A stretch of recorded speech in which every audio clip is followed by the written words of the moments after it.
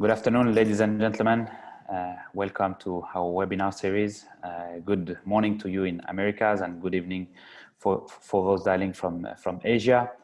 Today we will continue our webinar series and we'll have the pleasure of having Mr. Lescan with us, the head of the Citizenship by Investment Unit, who will be answering our Q&A. But before that, I would like to do a short presentation about Reef Trust, part of the Latitude Group, before we dive into the discussions.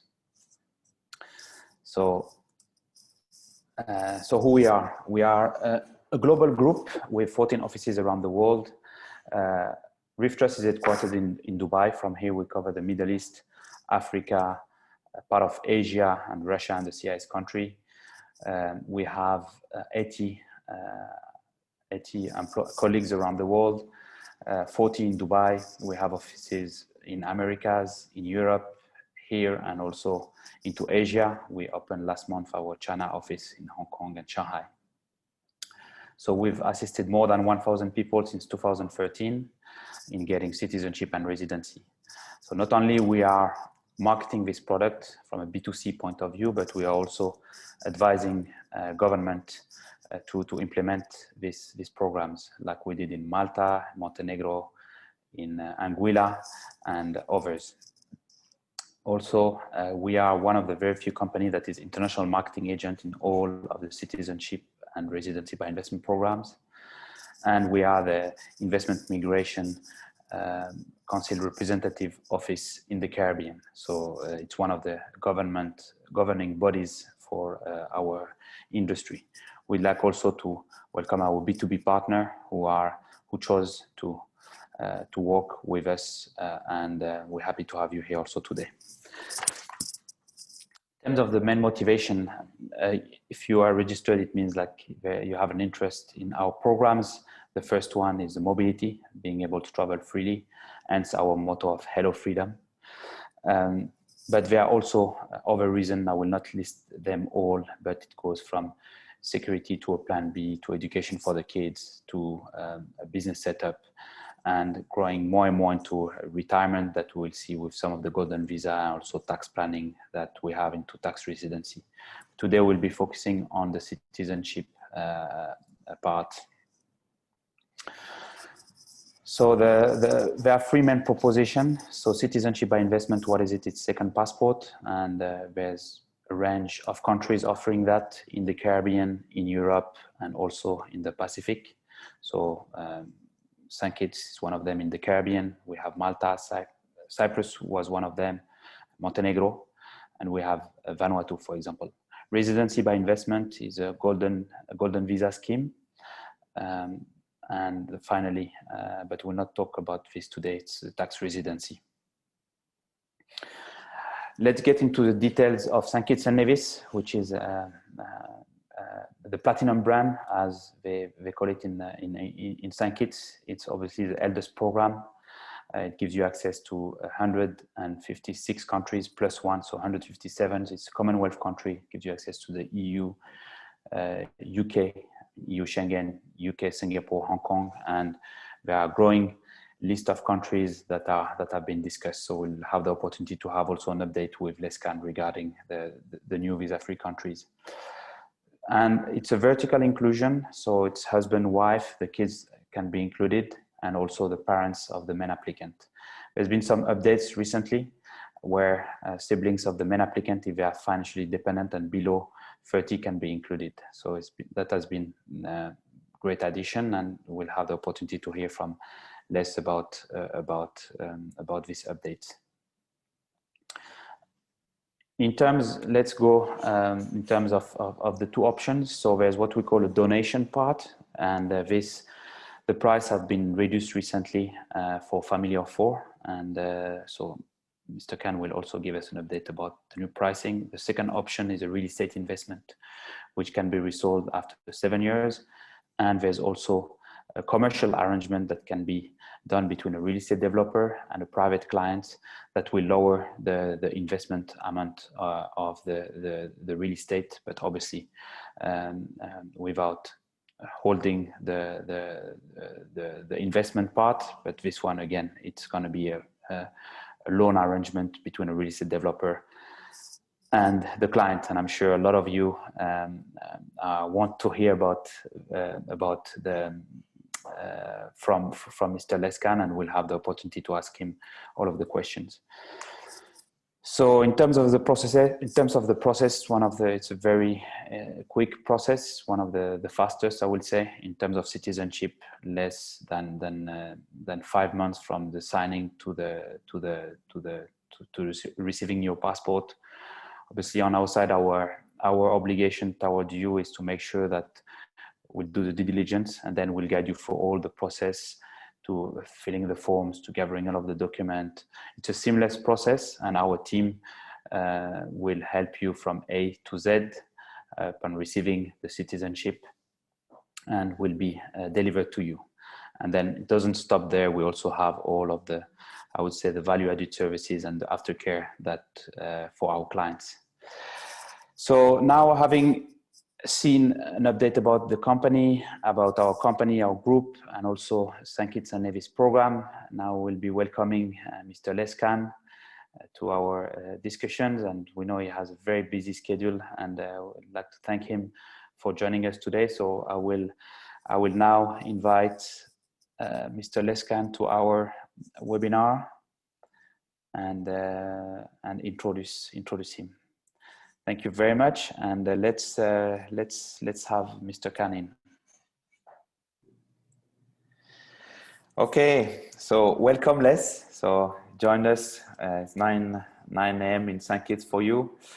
Thank you so much for taking the time this morning, and it's a great pleasure to have you, Mr. Lescan, the head of Citizenship by Investment Unit. Welcome to our webinar.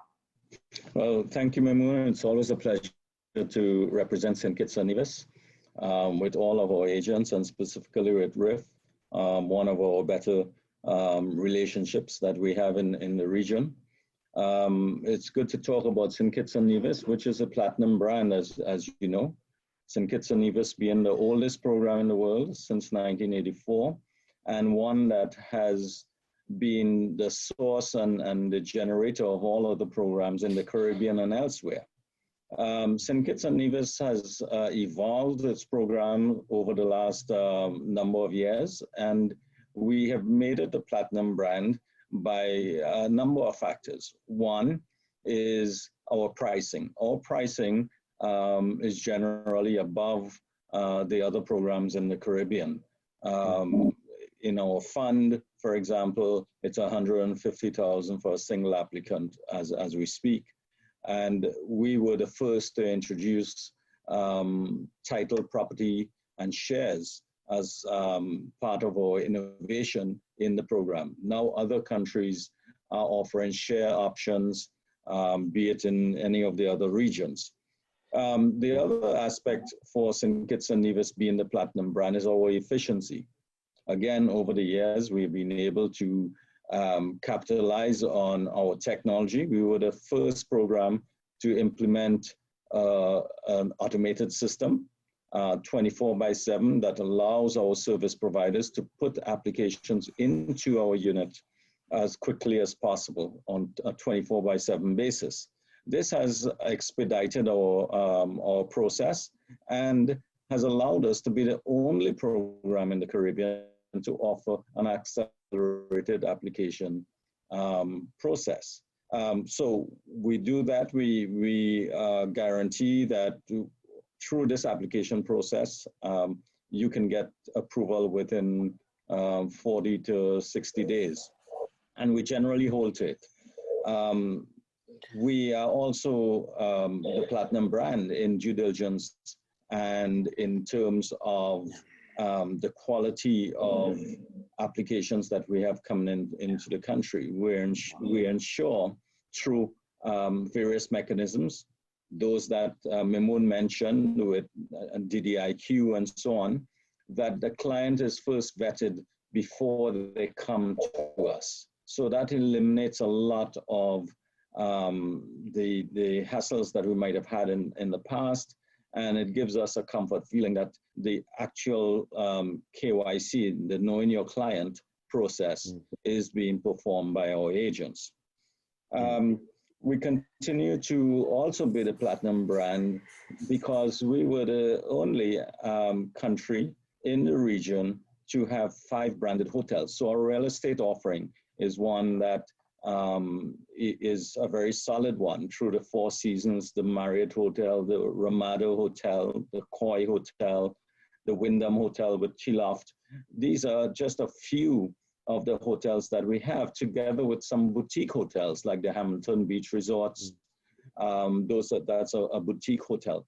So we also have a product that is a commercial real estate product. And again, the variety of products that we offer in our real estate arena is one that is not handled or supported or provided by any of the other regions. So we give our clients the best options to invest in what they think their interests would be.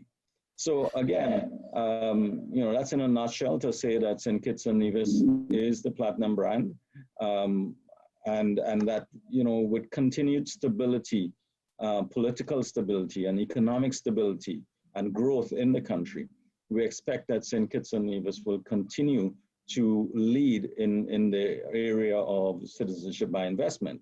And the one final point that I have to make, 156 countries visa-free. This is very important. Yeah. Right? 156 countries. We lead in the Caribbean, next to Barbados, which is not a CBI country. And we would surpass Barbados, I would expect, within a couple of months. So being number 1 in all the CBI programs in terms of visa-free access is something that, again, puts us ahead of the others and ensures that our brand, the platinum brand, is one that continues to survive and offer the clients the best option in citizenship. Thank you so much. Les, I was very impatient to ask you questions because, you covered quite a lot, and I'm sure, because, unfortunately this year we could not come and visit you in St. Kitts. So, and I'm sure a lot of the listener also would be interested to know about the update. So let's talk first about the update. You mentioned about the pricing. So if you can give us the reason, first about the update about the pricing, update about like the siblings, and also update about like the COVID and how it affected like the the program, the CIU, and all of that. If you can give us like the fresh news, I would say. Okay, so just talking about some of the latest regulations that we've had and the amendments that we've had to our program. One of those that I know your clients will be most interested in is the addition of siblings. So about a month ago, we passed regulations that allow an applicant or the spouse of the applicant to add a sibling, a brother or a sister. And this allows the individual, as long as the sibling is up to the age of 30, unmarried, and no children, and a dependent of the main applicant. This allows us to focus on the expanded families that we see coming into the program and needing to be part of the program. We understand in certain parts of the world, it's always about a family.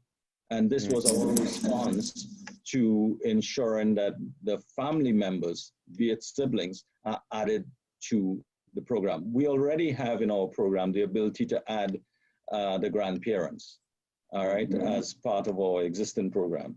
So just to give you an idea of the pricing on the siblings, if a client is investing in the contribution of our fund, then it will be 20,000 plus 20,000 for that sibling. If they're adding it via a real estate option, then it's plus 40,000. Okay. So this is one of the changes that we made most recently. All right. We've also done regulations, and we're about to implement an escrow bill, an expansion of our escrow bill. In fact, St. Kitts and Nevis is the only country in the region that has an escrow bill. and it's intended to protect our clients. But it's also intended to ensure that when our clients invest in a product, that a real estate product, that product is built. So in the next few days or months, we will be implementing a payout schedule where developers must ensure that construction reaches a certain level before the funds are released out of escrow. And again, this is intended twofold. One, to ensure that the client's investment is a solid one and it delivers what the developer said he was going to deliver. And the second part is from a government's perspective to make sure that the client, that the developer completes the construction that he said he was going to complete. So we're enhancing on this, and this just reinforces, the steps that the current government is taking to ensure the Platinum brand, to ensure that the Citizenship by Investment program is one that remains robust and transparent. Yeah. Now we have a lot of questions coming in, obviously, regarding thanks for the sibling and also, but while you're talking about the escrow, if, we talk about the loan arrangement, we have some questions for clients. And so if you can elaborate on this loan arrangement, and depending on the agent, how is it called? It's, would like, obviously it's something that our clients wants to hear and hear from you. Okay, so I would like to emphasize that the government only has two products in real estate. One is a share at 200,000 or a shared title at 200,000 or a full title at 400,000. That is the government's price. Any other pricing that might be offered to a client is a commercial arrangement between the developer and the client. So to meet the government's objectives, you must have a purchase and sale agreement for the face value, 200,000 or 400,000. You must have an escrow agreement for 200 or 400,000. And before the client can get the certificate of registration, 200 or 400,000 must be put into escrow. Yes. All right. And once the unit is assured, and again, this is by law, right? Once the unit is assured that the funds have been put in escrow, be it by the client or the developer, all right, then the client will get his or her certificate of registration.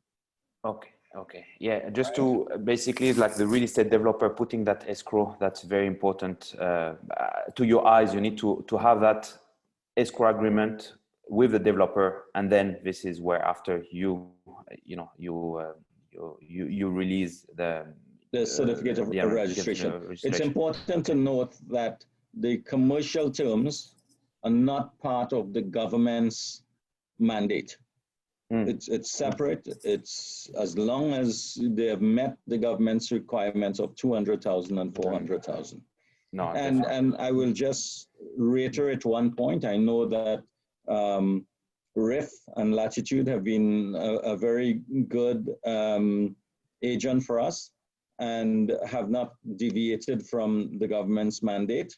But one of the things I would mention, because your audience is wide, is that if there are agents or individuals advertising prices that are not the 200 or 400,000, then they are deviating from the government's mandate, and they could be blacklisted. No, definitely. That's clear. For us, we are an international marketing agent for the past few years, and obviously we've been one of the sponsors of the investment summit, where it was nice to meet you last year and the year before.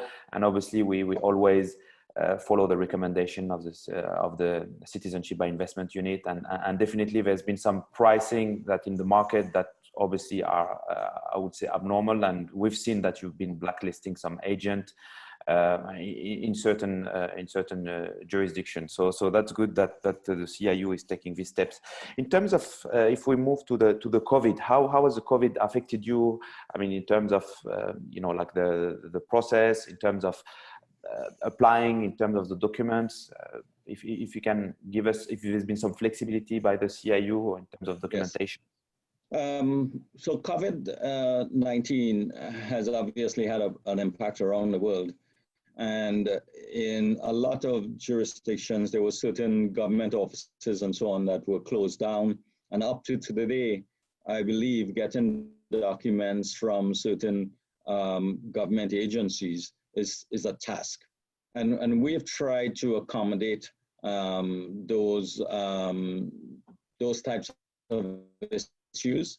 And what we did is basically twofold. We said the agent, the service provider can submit just some key documents to get the application going. The C1 form, the birth certificate, the marriage certificate.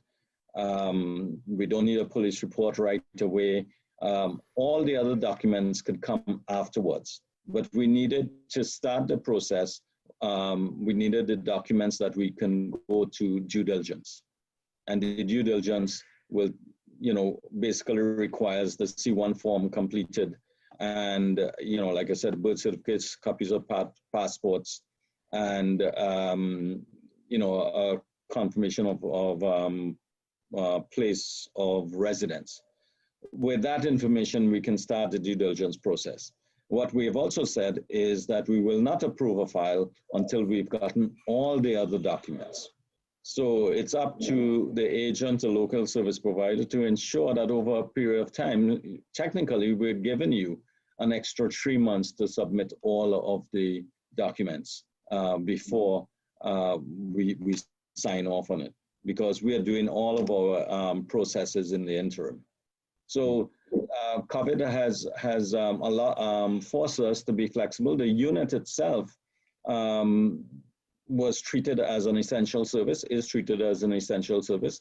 So the team here at the Citizenship and Investment Unit have worked nonstop, have ensured that the files are moving. And I am sure you can attest to the speedy response that we've been given, the acknowledgement letters that we've been giving, all within record time. So our process has been very efficient and has not taken on in terms of offices closed down and so forth. So we are really there. One of the other things that COVID has done for us and for the clients is that it forced us to also look and recognize that during the COVID period, it was essential for a lot of clients, a lot of individuals to get to their families, to get to where their kids might be going to school, or the parents might be working, or the grandparents might be, or in a safer environment.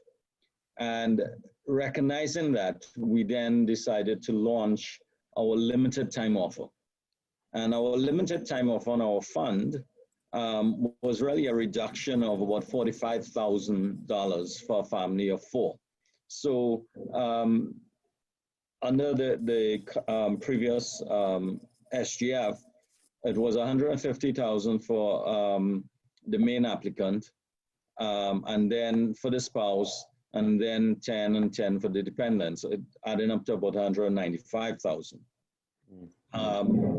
With the limited time offer, which is good until the 15th of January next year, it's $150,000 for the family of 4. So this is one of the things that we responded to in the COVID environment, recognizing that more families needed to be with their loved ones and to be able to get a second passport or a second citizenship, to be able to be where they think they should be at such a crucial time. Okay, no, that's good. I think because I'd like to understand, obviously, in our business, we have the B2C, which is like the main audience of this, I would say, of this webinar. And I'd like to focus a couple of questions before that regarding the siblings.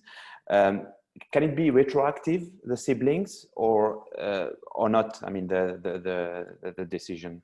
No, And we will have such continuity. unfortunately, when Cabinet met to discuss the siblings proposal that I gave, it was basically decided that it will only be for new files going forward and not retroactive.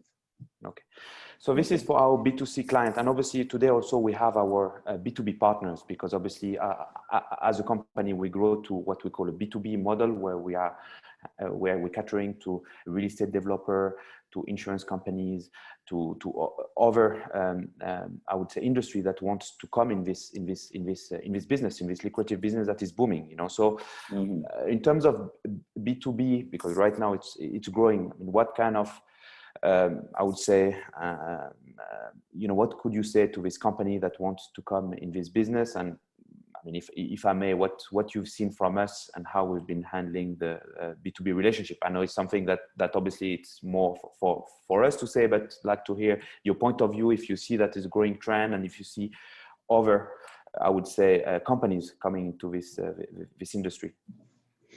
Well, I would say one thing, a couple of things actually, and the most important thing is that I've recognized that regardless of where you are, whether you're in China or in the Middle East or even Russia, the citizenship by investment programs and business is one about relationships and getting to know the clients and know who is coming in has been one of the most beneficial things that any of our agents, be it RIF and Latitude, and any sub-agents that you may have. It's very, very important that those relationships continue to expand. And you can't be everywhere, in every place, going after the clients. However, I must say that as an international marketing agent, the international marketing agent has certain standards to maintain and criteria to meet because of the terms of engagement that we have from, my unit. So it's important to note that any other sub-agent or B2B client that you might be working with, that they have to adhere to the same criteria that you are adhering to and the terms of engagement. No, it's completely right. I mean, I'm glad that you're saying that, Mr. Les. And just talking about that is, for example, if you can, like enlighten us about the Iraq, for example, of the birth certificate. We've seen some challenges, I will see, with some market, and for example, with Iraq. So if you can update us, please. All right. So we know that in Iraq, up until about 10 years ago, any newborn would probably get a birth certificate. But prior to that, a lot of people lost their birth certificates and so on. So the Iraqi national ID has become basically an accepted form of birth certificates. As a unit, the CBI unit here in St Kitts Nevis, we recognize this. And we have accepted those birth certificates in order to process the application. However, most recently, and I say only most recently, our passport office has been looking at their internal policies. And it was last week that I met with the Permanent Secretary of National Security, the Prime Minister, the Cabinet Secretary, and we discussed at length not only the Iraqi situation, but a number of other situations where birth certificates are not necessarily available due to the wars, due to different situations. You look in Nigeria, you have the Bureau of Population, I think, issues a birth certificate, and not a birth certificate, a record of birth, and that may not be accepted by our passport office. So we've had a hiccup with our passport office over the last month or so, where they've held back a number of passports because they wanted clarification on the birth certificate issue. And at the meeting last week, first of all, we agreed to release all the passports that were being held. So those will be released, all right, and go through. And in the meantime, the permanent secretary and myself are writing an internal policy on all the various countries that could have exceptions and what the exceptions are and how it's supported. Because a lot of what we see from the unit, we know that the Immigration and Refugee Board of Canada, for example, accepts, you know, a national ID from Iraq and other documents. The same thing with the Department of Justice in the US. They accept some of these documents. So we're using all of these materials to come up with a policy that is going to be acceptable to the government, to the National Security Department, and I would expect that within a month, so, or less. I'm actually trying to get it done within the next week. Hopefully we can. And I can say that there is no scam, because I'm hearing this in the Iraqi market. You know, there are people out there who are trying to defame the St Kitts Nevis program because of this. And I have to say, yes, we are accepting the birth certificate. The national ID is a birth certificate for the unit, and we're working with the passport office, who will now move ahead and issue the passports. So there is no scam. What we had to do was get our policy in line, and there was a delay in getting this released. So for clients who might think that our agents might be leading them in a wrong direction, I have to say that's not the case. It is something bureaucratic within the government of St. Kitts and Nevis, and we've sorted that out, and we're getting it through. No, definitely. I mean, it's, and we know, I mean, birth certificate has been something, and you've been very, I would say, listening and accommodating to the different situation. And obviously, always, this is like, I would say, the flexibility of the citizenship by investment unit in St. Kitts. We can recognize that. We'd love to ask you more questions. I think it's last 5 minutes, and obviously, you know, after the B2C, the B2B now in terms of GOVAT, because obviously, not only, as we mentioned, we are marketing this the programs, but we're also advising governments. So there are a couple of questions that I received also from my colleague and the other, I would say, peers in the industry. What are your top 10 nationalities? If you can give us an update also about the number of applications that you have, real estate versus donation, the number of rejection also. I know it's a lot of questions, but if you can give us that point of view from, I would say, the CIU, and I will ask you last questions after. Okay, so as a government, we don't publish any numbers, and everyone knows this. Everybody keeps asking me the questions, and I keep responding back. However, come on, let's give us something. You know, like, was it a good year, 2020? However, I can safely say that about 55% of our applications come from China. And the main reason for that is because we have 2 or 3 major projects that are Chinese construction companies who do their own marketing into China, and that's a huge market. So you can imagine the volume that we get from there. The rest of our applications, I would say, you know, about 40% will come from the Middle East, and we see it mainly in Iraq. Iraq has taken up a lot in the last little while. Lebanon, Libya, Syria. Obviously, people living in the UAE from those regions, and the next 5% would basically come out of you know, Europe and Russia. We lost a lot of the Russian market. We were very prominent in the Russian market back in 2014 or so.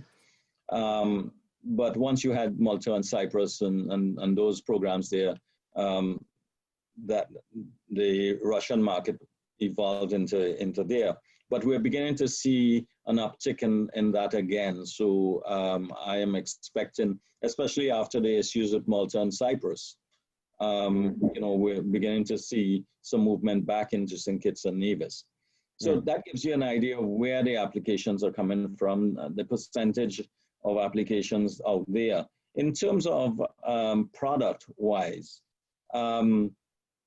Because of the type of options that are granted by the developers, we're seeing a large number of real estate type applications. And again, to reassure everyone, this does not mean to say that the country is losing money. I've heard it said by certain people out there in the market that because of discounting or different options, commercial arrangements, that the country is losing money. That is not true, because these developers, although they might be taking less, they are constructing, and the government is achieving its objectives through fees and otherwise. All right. On the other side, we have the fund, and the fund is increasing also. When we announce a thing like the limited time offer, what happens? It brings more clients to the table. All right. And you as agents, be it the B2B or yourself, try to convince the clients to go where you make the most money. And what fits the client's mandate. All right. So from my perspective, if you know, that's okay. Whatever the client wants, his objective. All right. So we see right now about 80% of our volume coming out of our real estate portfolio, and maybe another 20% increasing into the fund. Having said all of that, you know, St Kitts Nevis, being the platinum brand, continues to be the leader in applications, and we know this. You know, we know what our due diligence companies are doing. We know what our competition is doing. So, you know, there is strong interest in St Kitts Nevis, in the products that we have, whether in the real estate or in the fund, and this basically reinforces the value that clients put into our program. No, definitely. I mean, if I just to echo on what you're saying, I mean, the real estate offering has been amazing, and it's you know, obviously in St Kitts and Nevis, but we've seen that improvement in the quality. I mean, Park Hyatt being one of them, the Cove, Hamilton, as you mentioned, the Four Seasons. So it's great to see that, you know, again, I think St Kitts is very competitive, and you've been doing an amazing job in terms of always keeping on the toes and watching at the market. So that's and I remember like the discussion that we had in our offices here about, you know, we as an industry, we need to watch what our competitor is doing, and you clearly, this is one of your motto, is always watching what's out there. So it's always refreshing and great to have the discussion with you. I mean, we have many questions that after obviously I will answer, but last two, I mean, in terms, if you can give us like the update, you mentioned 156, we did 157 in our presentation. Maybe we were anticipating the new, I would say, countries that are coming, and also if you can give us, obviously here in Dubai you have the consul. Here in the UAE, you have one in Rabat, which is covering all of, you would say, North Africa and Africa. If you can give us like, you know, what's coming as a, I would say, as a citizen of St Kitts. I mean, being a Kittitian, obviously an economic citizen, it's a very important state. But if you can also give us like all the extra and through. I mean, I don't want to talk too much. I will answer these questions. Two more questions. We have more, but we don't have many opportunities to talk, but I still want to continue that. But now the floor to you, Les. So what is happening, you know, for our citizens around the world?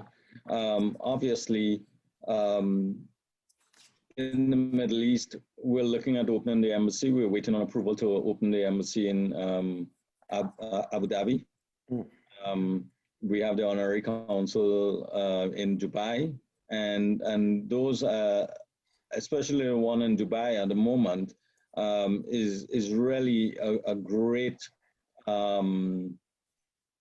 tool that our clients can use, you know, to get passports renewed or to get birth you know, to get newborns added on and so forth. So they are very supportive in the whole process. We we in the Middle East, I mean, in Morocco, obviously there is the ambassador, Ian Quilly, who is representative of the OECS, which is all the countries in you know, Dominica, St. Kitts, Antigua, Grenada, St. Lucia. And they are looking to expand and understand where clients are coming from and so on.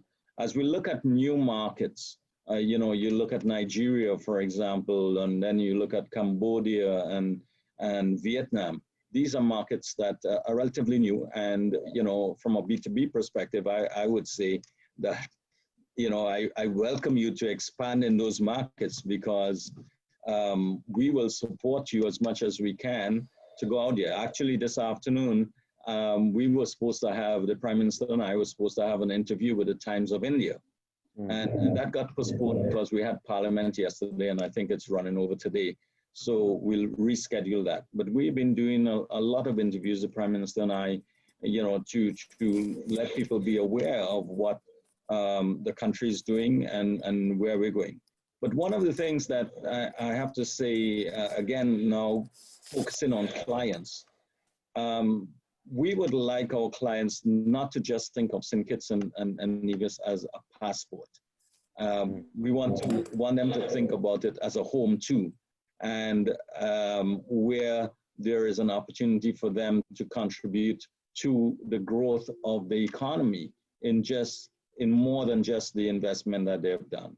And I know you provide additional services. Obviously, when COVID gets relaxed a little, we hope to see a lot more people in St. Kitts and Nevis.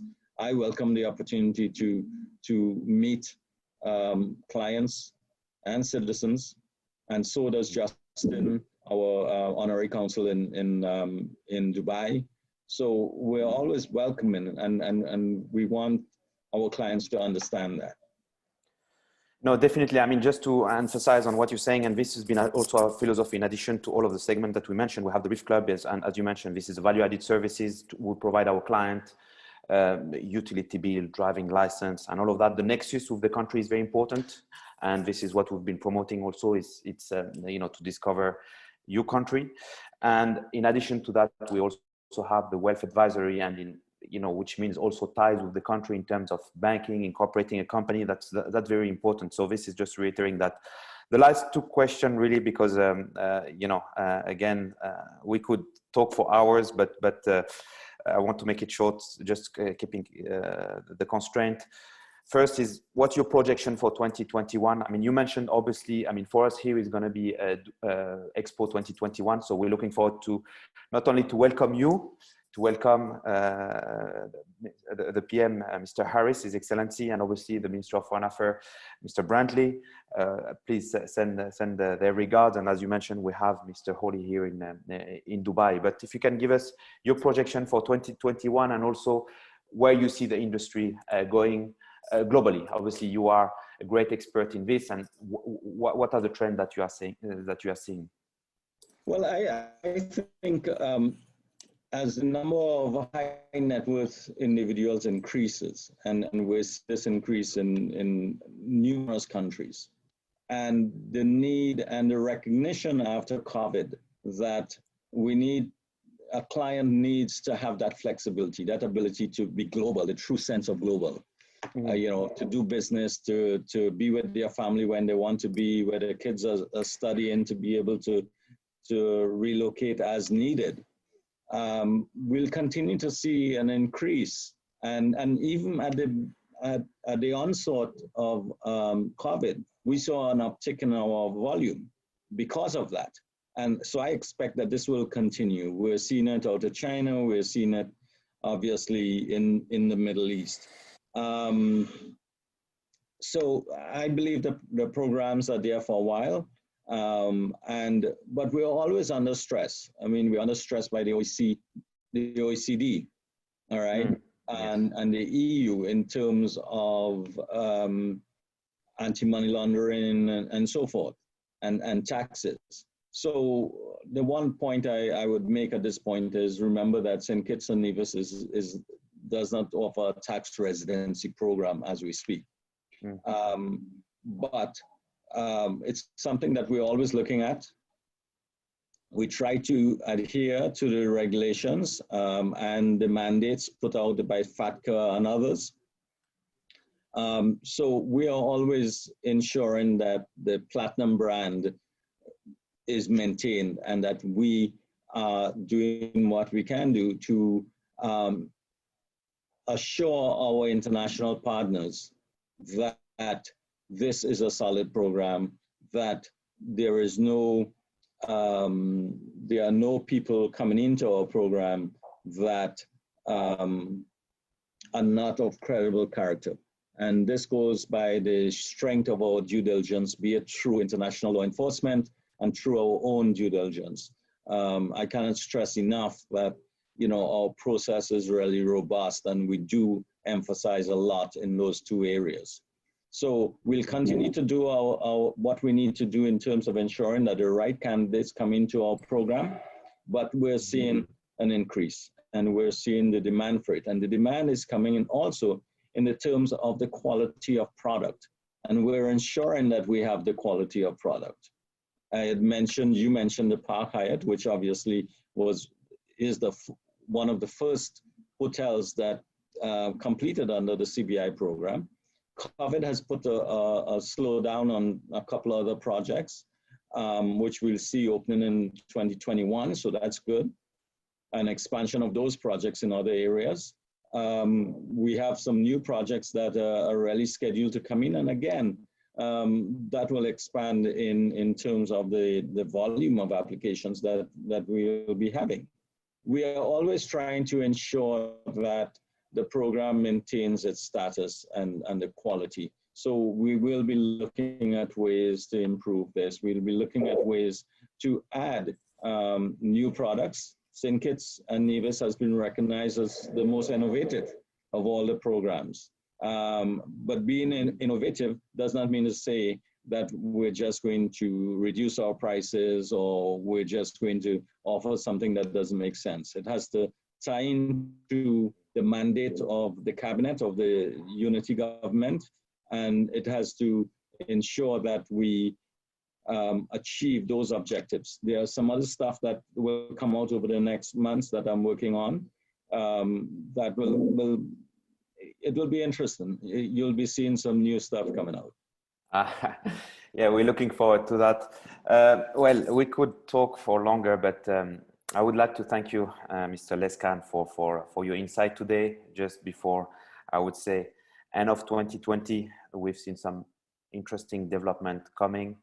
So we're looking forward to see you wherever it's here, Dubai, or around the globe, be it in St. Kitts. Obviously, we are missing it, and we're looking forward to 2021 and coming to visit you and our dear friend in St. Kitts and Nevis, or in another part of the world. So I will let you the final comments, Mr. Les. But before that, again, I would like to, on behalf of our group here in Dubai, 40 staff here, the 80 globally, and the Latitude Group and the board, to thank you for your time, to send our regards to all the government and the people of St. Kitts and Nevis, to the Prime Minister, to the Minister of Foreign Affairs, to yourself and all of the consular, I would say, representative, that you are doing a fantastic job in terms of helping all of your Kittitian citizens.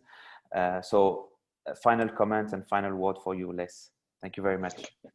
Well, first of all, thank you, Mamoon, for inviting me to be part of this webinar and to give the perspective of the St. Kitts and Nevis Platinum brand. We're always willing to work and establish our relationships with you and all of our other agents around the world. And we look forward to support you in your initiatives as you go forward and you sell your products and so forth. We want them coming to St. Kitts and Nevis. So the Platinum brand is what they need to recognize. And I look forward to supporting you, and the government will ensure that we deliver what we say we will deliver. So again, thank you. Thank you, Les. Thank you. We'll take now some questions, but I will let you go because I know you have a busy day. Thank you very much, Les. Thank you. Thank you again, Les. It was great to have him and answer very important questions. But we have another Q&A session starting, so please leave your question in the Q&A tab, and I'll make sure to reply to them during this seminar, or me and my team will get back to you. So see that we received many questions already, so let's dive in. Yes, so first question is regarding the siblings and the cost. So the cost of adding siblings is $40,000 under the real estate options and $20,000 under the Sustainable Growth Fund. So these are this is the cost for adding the dependent siblings in the new law. Yeah, I mean, and another question that is related to the siblings: is there any age limit of eligibility? Yes, it has to be 30 or younger. Now, I keep that. There's another question related to the siblings, and asking for this one: can adopted siblings or step siblings be included in the application? Yes, they can be. And another one saying that, okay, how do we prove my siblings is financially dependent on me? Well, under the same roof, and also payments coming from the main applicant to the dependent siblings. So clearly we need to work, and we will make sure that to work with our advisor to prove the dependency. Yeah, another one, which is like, is St Kitts the best program in the Caribbean? Well, it's been named the platinum brand, and it's the eldest program. Obviously, is one of the strongest program along with the other Caribbean, because it's also has it's the eldest. So I mean, after saying the best, the best can be different for many people. So our team, myself and our team, will make sure to find the suitable programs, be it St Kitts or be it the other one that we are working with in the Caribbean, Europe, or Vanuatu. Another question regarding the process. How long does the process take? I would say, I like to put it in a I would say, don't want to oversell it. Some people are saying 3 months. We like to say below 6 months, but obviously St Kitts, we've seen I would say an increase in handling the file. So 4 to 5 months from signing to receiving the passport is usually, I would say, the time frame. Once you get the approval, sometimes there's receiving about the certificate of registration, then after the citizenship, the passport printing, but usually below 6 months. Interesting question, because this one is the expedited option worth the extra cost, because we have a fast track options in St Kitts. I mean, obviously your file will be put under priority, and there's, from here in our office to the CIU, is flagged as a fast track. So obviously it has the attention of, I would say, the Citizenship by Investment Unit. And they will make sure that is a fast track, but obviously there are checks that cannot be fastened. So for me, it's good. I mean, it will probably fasten to say once, but is it off the price? And this is our job as an advisor. If you want to do it, but we will not push you towards this fast track options. Yeah, now we're receiving some of our questions also regarding the apostille document and the flexibility. I think this is probably from our B2B partners. Yeah, there's been some flexibility in terms of the documents, be it notarized, be it translated, the expiry of the documents, some of them from 3 to 6 months. So clearly the Citizenship by Investment Unit understand this, and they are flexible in the document. So now how long is the passport valid for? Yes, it's a 10 years passport. So that is there, and we've seen some of the future and some of the development that the Citizenship by Investment Unit is looking at.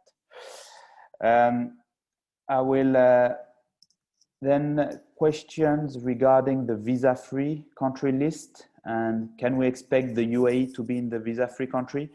Well, the consulate here in Dubai, and obviously the Ministry of Foreign Affairs is looking at all of these visa-free agreements, and there's been some talk. So hopefully we'll be able to have some good news soon. So now that we are already approaching I'll be answering a couple of more questions, but I would like to, because there's been many, so I will leave my details so you can also hold on. You can also leave us leave questions, and I can answer to them.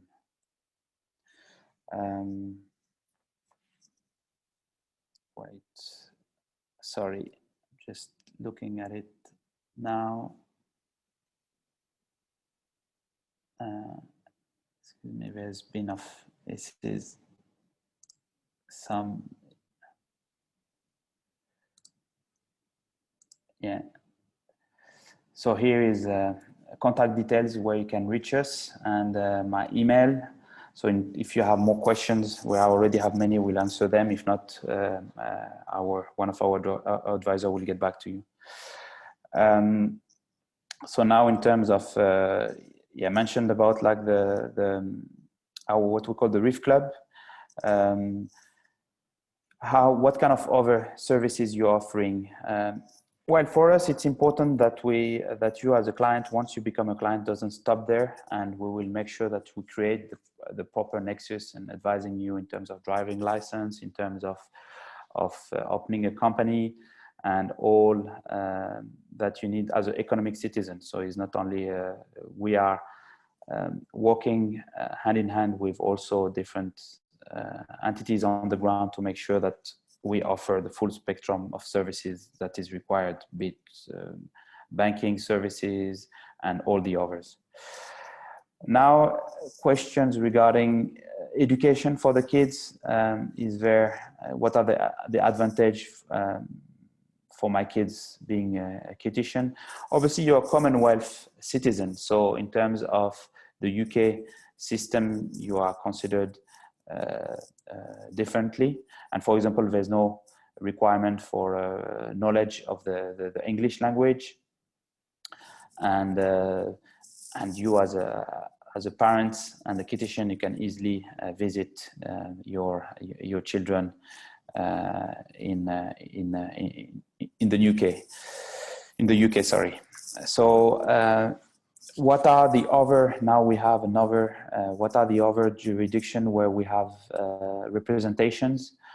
We have one in Morocco, in Rabat. It's OACS embassy that is representing all of the Caribbean countries, and from there they are also doing consulary services. And as we heard from Les, there will be more that will be open soon. Is there going to be a biometric passport? This is another question regarding the passport. This one we heard it from Les, but we will see what the development are brought into the biometric passport.